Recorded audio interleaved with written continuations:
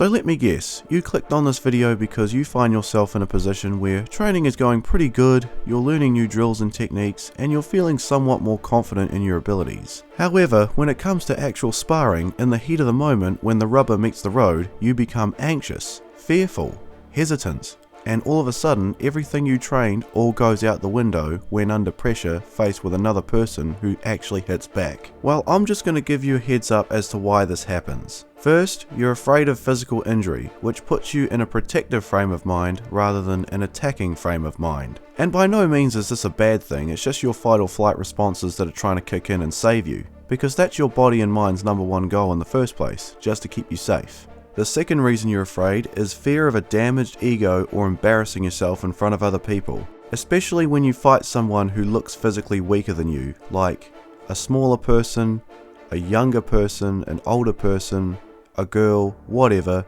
You go up against them thinking, oh yeah, I can take them, I can just go easy on them, and then you're in for a big reality check when it turns out they're actually a lot more experienced than you when it comes to fighting, and then later you walk out of there just feeling like an idiot. Because a lot of people, men in particular, we all go through life with this assumption that having the ability to fight and be badass is just something we're born with, and then later on when we actually learn how to fight, we realize that's not the case at all. And the last reason being is that humans have a fear of confrontation. People have had to fight each other since the dawn of time, since the caveman days. And all that time since, up till right now, a lot of people suffered as a result. And the whole reason in the first place why we have governments, diplomacy, court systems, and laws against brutality is precisely because humans don't like the result of violence. And if you were to take all that and completely remove all that red tape and bureaucracy, the only resource that humans would have to resolve a dispute is just with raw violence.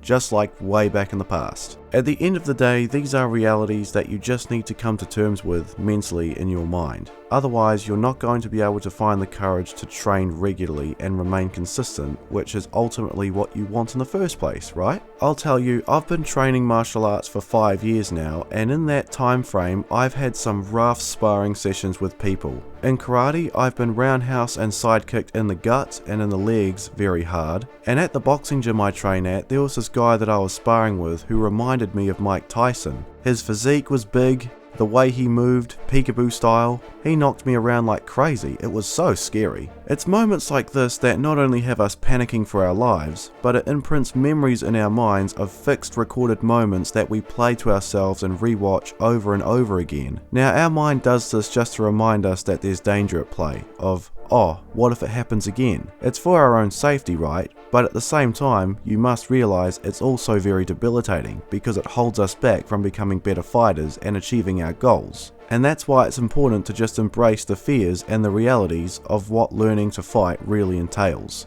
Because in the process of sparring, you're not only getting better and better, but you're also becoming less fearful. You become more willing to fight back and impose your own will on the person attacking you, as opposed to whimpering and covering up in the process of getting overwhelmed. And you learn so much about yourself, such as your level of patience, certain bad habits you may have that you're not aware of. Learning how to fight actually builds self-awareness as you get better and improve. And just remember, at the beginning, while you're still getting used to sparring, and your opponent is being a bit more than what you bargained for, communicate with them and the coach in the gym. Tell both of them that you're not comfortable with the pace at which things are moving, and in most cases they'll understand that you're new and you need time to grow.